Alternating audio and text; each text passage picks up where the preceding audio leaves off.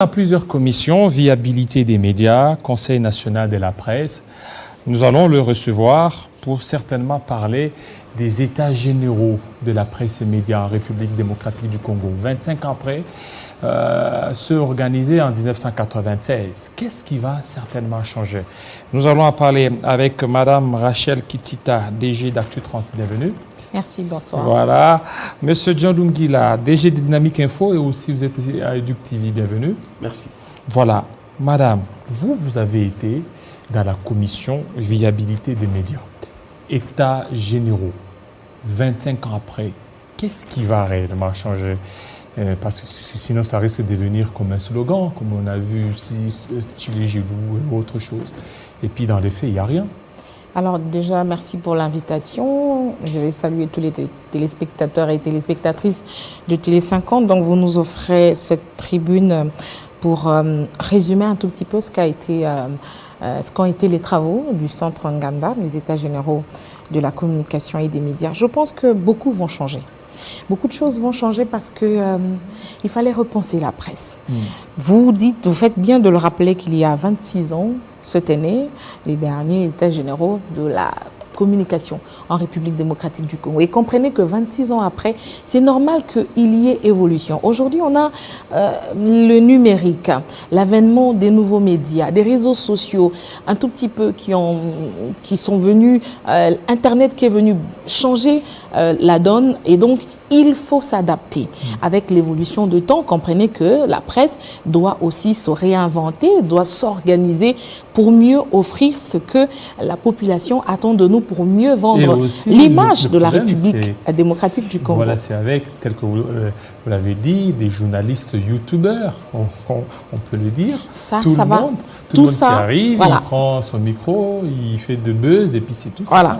Alors, la définition simpliste du journaliste en République démocratique du Congo a fait que tout le monde pensait ou pense devenir journaliste par le simple fait d'avoir une caméra, de tenir un micro, puisque nous, on définit un journaliste comme celui qui récolte, qui traite, qui diffuse et qui vit de cette activité. Ça veut dire que vous êtes youtubeur, c'est pas mauvais, mais comment on le fait? Alors, youtubeur, oui, mais qui doit être youtubeur? Est-ce que tout youtubeur est journaliste? Je ne rentre pas dans cette polémique parce que moi, je n'étais pas dans la commission des textes, mais il faut aussi repenser cette question puisque il y a un peu un mélange du genre qui fait qu'aujourd'hui, le journaliste congolais n'est pas respecté. Vous n'avez qu'à suivre les chaînes YouTube. Quand vous regardez les titres, quand vous regardez le contenu qui est offert, à un moment donné, vous vous dites, est-ce qu'il est encore nécessaire de faire ou d'être appelé journaliste en RDC? À un certain moment, ça fout la honte parce que rien de bon n'est offert par certains youtubeurs. On ne dit pas tous les youtubeurs, mais il y en a vraiment, quand vous regardez, vous vous dites, là, il faut repenser. Et je pense que ces états généraux vont permettre les conclusions si et seulement si il y a application qui suit les recommandations et donc nous pouvons avoir une République démocratique du Congo à l'image de sa presse, parce que n'oubliez pas que un pays est vendu par les médias et c'est les médias qui sont le véritable tribune et vitrine d'une nation. Moi, j'ai été dans la commission viabilité parce que je suis nouvellement directrice générale. Je viens de commencer un média qui va donc offrir ses programmes officiellement dans un mois, si Dieu nous prête vie, Inch'Allah, ces programmes à travers Kinshasa, et on espère atteindre toute la République et pourquoi pas aller en dehors. Donc la commission viabilité a traité de tout ce qui concerne les finances, les textes, parce que la redevance qu'il faut, les moyens qu'il faut mettre à la disposition, parce que il suffit pas d'avoir une caméra, d'avoir une idée et de créer un média. Ça doit être un média qui doit être viable. Viable par le fait d'avoir du matériel, viable par le fait de payer le personnel, viable par le fait d'assurer que nous pouvons ou vous pouvez finalement faire le suivi. Alors dans notre commission, si vous le permettez, plusieurs recommandations. Mais je voudrais... On va arriver au niveau des recommandations, on va arriver. Monsieur John Lungila, Conseil national de la presse, qu'est-ce qu'on peut retenir de votre commission? Bon, merci beaucoup pour la question, mais permettez-moi de circonscrire un peu ces assises parce que c'est quand même important. Vous savez que nous sommes journalistes, on doit reconnaître ça aujourd'hui, que en tant que journaliste, nous avons participé, et moi je dis d'une manière efficace, à la dégradation de l'image de la République, parce que nous ne pouvons pas le nier. Et il est important, et moi je pense que c'est là où je suis d'accord avec le président de la République, en tant que garant des institutions, les citoyens le mieux informés de nous tous, de tirer cette sonnette d'alarme pour rappeler les troupes, néanmoins ceux qui sont dans la spécialisation, que ce soit au niveau du média, que ce soit au niveau de communication, pour repenser comment vendre autrement le pays. Parce qu'aujourd'hui, si vous êtes en Angola, dans la réalité, la vie, elle est respectée, les droits des citoyens sont respectés. Mais tout ce qui doit passer par le média doit faire l'objet des tri parce qu'il faut tenir compte de l'image du pays qu'il faut vendre. Et je pense que chez nous, c'est un aspect important qui a échappé pendant un bon bout de temps, mais il est important aujourd'hui que nous, en tant que journalistes, en tant que communicateurs, nous puissions faire notre travail en toute liberté, mais sans oublier que nous sommes aussi et surtout citoyens de ces pays et qu'on ne peut pas vendre en mal l'image de ces pays. Voilà même l'objet de la commission Conseil national de la presse, parce que nous nous sommes focalisés beaucoup plus sur la politique nationale de la communication. Cette politique que nous n'avons rien, on n'a rien inventé évidemment, mais nous avons pensé qu'il était important de penser à une nouvelle politique nationale de communication qui va consister à mieux vendre l'image de la République. Ce n'est pas seulement à travers le média, mais c'est à travers des symboles, à travers de personnages influents. Vous savez qu'aujourd'hui, nous avons des personnages congolais qui sont en fait des références pour le Congo, des Lumumba, de Mouzé Laurent Désiré Kabila. Ils sont nombreux, de Tshisekedi, ils sont nombreux. Mais pourquoi on doit garder, par exemple, ces statues, ces monuments de Lumumba seulement à l'échangeur? Ça peut se retrouver à l'aéroport, ça peut se retrouver dans des écoles, dans des universités, parce que Lumumba en lui seul regorge même l'histoire de ces pays, la lutte de ce pays pour sauver ces pays. Donc nous avons pensé à une politique de communication qui vend le Congo, qui présente le Congo comme un État, vous savez aujourd'hui, qui regorge beaucoup des richesses. Et c'est là où nous avons rejoint les nouveaux concepts que nous devons vulgariser, le nouveau narratif. Le nouveau narratif. Le nouveau narratif que tout le monde peut comprendre par le nouveau paradigme, oui, où le Congo est vendu positivement. Au-delà de tout ce que nous avons comme difficultés, comme problèmes, et ainsi de suite. Mais il ne faudrait pas que ceux qui nous suivent aient peur, puisque quand on dit vendre l'image de la RDC, cela ne signifie pas que tout est rose. On sait que tout n'est pas rose. Mais le problème ici, c'est... Vous ne risquez pas de déformer l'information, par exemple? Non. Personne ne déformera l'information. Mais ce qu'il faut éviter, c'est le buzz. On a parlé de YouTube. On a parlé d'un nouveau journalisme qui naît en RDC. C'est ce journalisme qui veut, quand il y a un point positif, on ne regarde pas. Et on va toujours tourner autour de tout ce qui peut faire vendre la vidéo. Parce que vous savez qu'avec Internet aujourd'hui, ce qui circule un peu plus vite, c'est tout ce qui entoure le buzz. On va quitter le buzz, on va faire du journalisme dans l'objectivité et non vouloir à tout prix jeter de l'opprobre ou toujours voir en noir, même quand il y a une petite lumière qui se profile à l'horizon. Ça veut dire qu'il n'y a pas que du noir. Par exemple, nos FRDC qui combattent aujourd'hui état de siège, il n'y a pas que des égorgés, il y a des efforts qui sont fournis par les FRDC. Il y a des prouesses. Mais combien on parle? Quels médias on parle? On ne voit que ceux, là où ça ne marche pas, où on a égorgé. C'est vrai, ça fait très mal. Mais il faut aussi saluer la bravoure des hommes en uniforme qui combattent au front et qui se sacrifient, qui veillent, qui sont des chiens de garde de la République. D'accord, qui surveillent nos frontières et non voir seulement tout ce qui est noir. Mais seulement, il faut aussi se rassurer. Et c'est là où aussi, comme John Lungila disait, moi je suis d'accord avec le président de la République.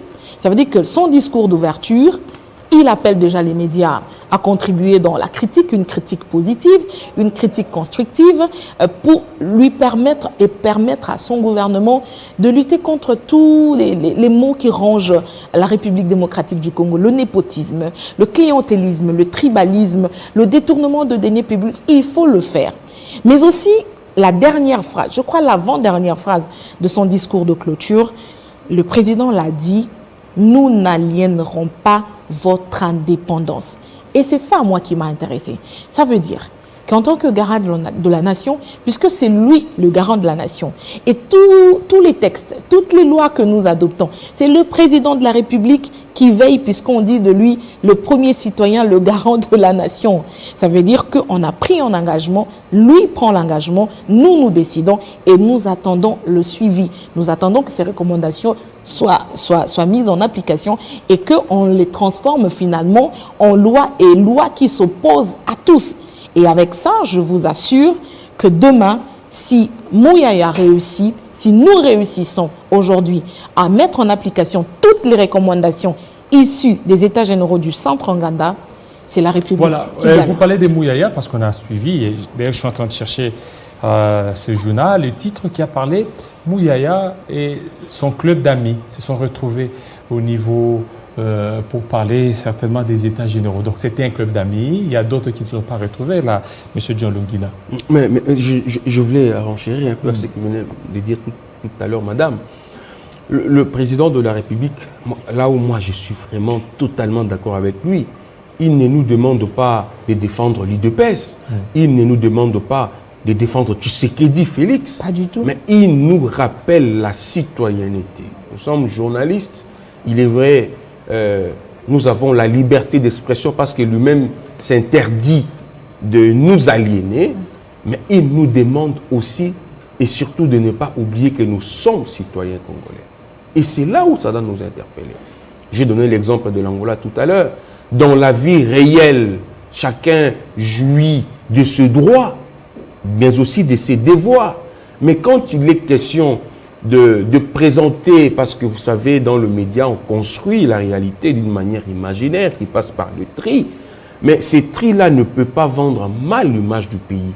Parce que ça nous a amené là où le Congo se retrouve aujourd'hui, vu de l'extérieur comme un pays où il n'y a que la pauvreté, où il n'y a que la guerre, où il n'y a que le viol sur les femmes, où il ne fait pas beau vivre, un pays qui n'est pas hospitalier. Alors que vous et moi, nous savons que ce pays est au-delà de tout ce qui est présenté négativement à travers le média.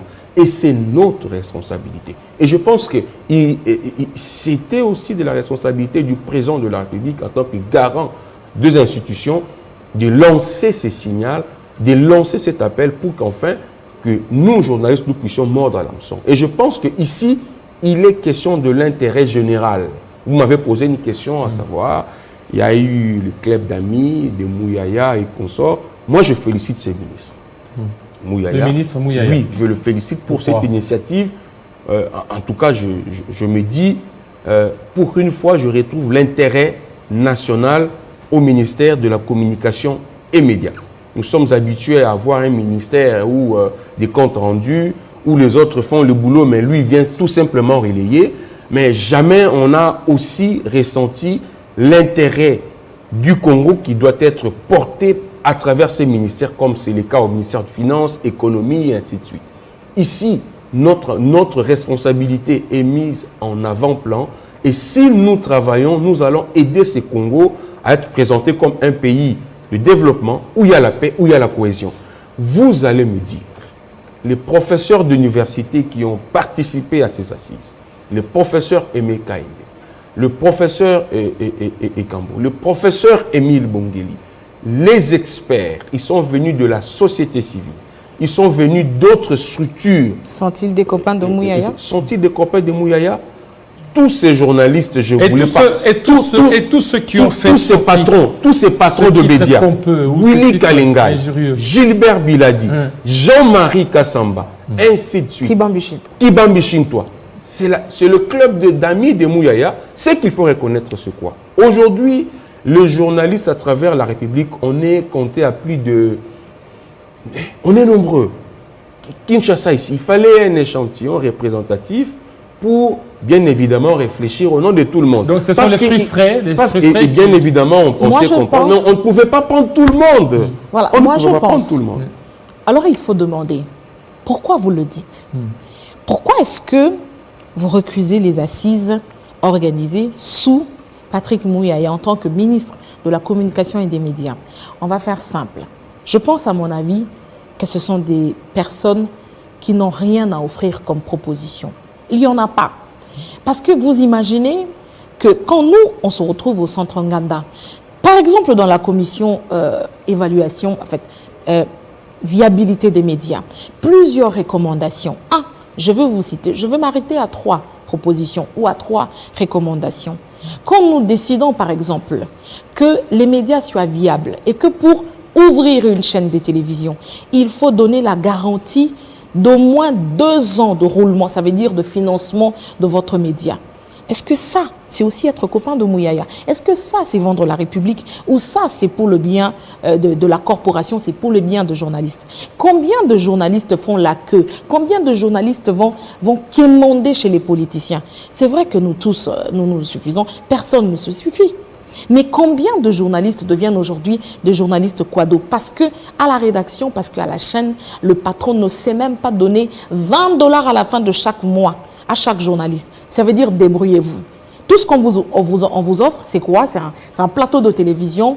Il n'y a même pas de matos, il n'y a pas de caméra. Ça veut dire que, bon, le gars, il a créé une télé parce que bon, il avait eu 100 000 $. Bon, écoute, il a des connaissances ici, à gauche et à droite.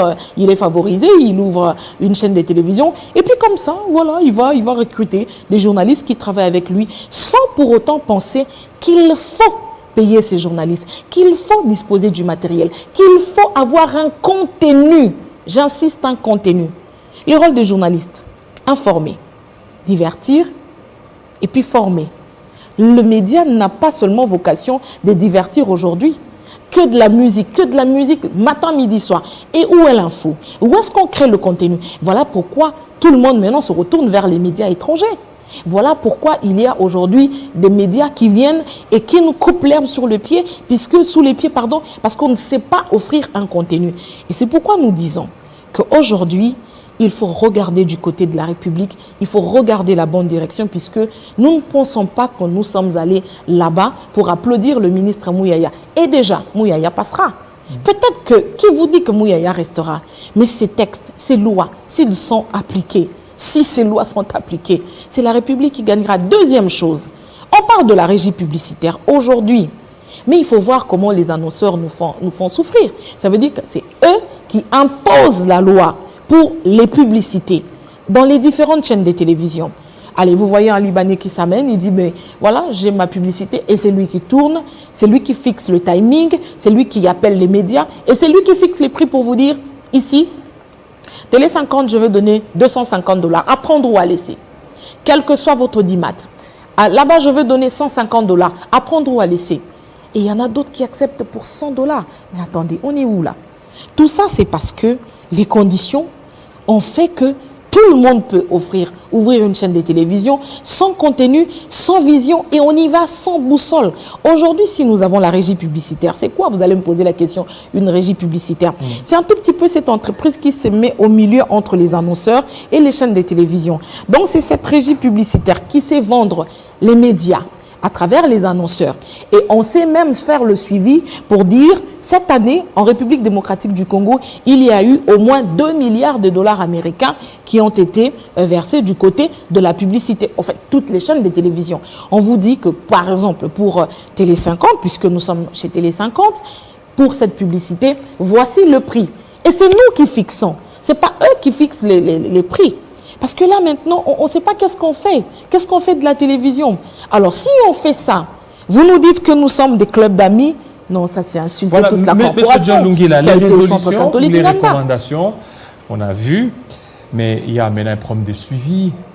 On a vu beaucoup d'états généraux qui ont été organisés dans plusieurs secteurs. Il y a même des résolutions qui sont sorties, mais un problème de suivi. Ici, il faut relever une particularité pour ces états généraux. Ça veut dire qu'il y a eu une implication personnelle du président de la République. Dès l'ouverture, même pendant le déroulement des travaux. nous l'avons clôturé avec lui. Il était là avec nous. Et dans son discours, je vous rassure que était présent le Premier ministre, chef du gouvernement, Samalou Kondé, était présent le président de chambre du Parlement. Le chef de l'État a fait mention, bien évidemment, à ces institutions pour, l'exécution, la mise en exécution de ces recommandations, de l'accompagnement à tous les niveaux, matériels et financiers, de ces exécutions. Ça veut dire, c'est un besoin qui vient répondre pas aux individus, pas aux partis politiques, mais à la nation. C'est une réponse apportée à l'appel lancé par la nation via le président de la République. Et donc, les institutions ont intérêt à, bien évidemment, à participer dans l'exécution de ces recommandations parce que ça permet au Congo d'être mieux vendu positivement, contrairement à tout ce qui se faisait. Si vous permettez, je vais terminer par... C'est en 50 secondes. Oui. Patrick Mouyaya, ministre aujourd'hui, devient un modèle. Je vais terminer par citer un modèle. Voilà. Il devient modèle. Je vais terminer par citer un extrait tiré d'un discours de la première dame lors du 9e congrès de l'UNPC à Mwanda. J'ai retenu cette phrase de Madame Denise Nyakero qui disait « Ne détruisons pas le modèle ou nos modèles que le temps a eu du mal à construire. » On a beaucoup de modèles en RDC et dans tout le domaine, dans tout le domaine. Donc Mouyaya doit être pris comme un modèle aujourd'hui et il ne faut pas chercher à le déconstruire puisque personne ne gagnera. Voilà, pour terminer. Moi, je voulais vraiment, sincèrement, remercier ici toute la corporation pour l'implication, que ce soit ceux qui étaient présents et ceux qui n'étaient pas présents. Toutes les structures corporatives, l'UNPC national, Gabi Kouba, Jean-Marie Bassa et les autres, Jean-Marie Kassamba pour Kinshasa et les présidents sectionnaires venus de l'intérieur, le président de GED, le président Kibambi Chintois, les aînés de l'ANEAP. En tout cas, ces travail... Le président de 1000 RDC je pense, effectivement, je pense que nous attendons l'exécution pour voir ce Congo rayonner. Merci beaucoup, John Lungila, DG des Dynamiques Info, aussi membre du conseil d'administration au niveau des Duc TV. Et Rachel Kitita, DG des Actu 30. Voilà. Ça n'est fini, fidèles téléspectateurs. Restez branchés sous Télé 50. À tout de suite.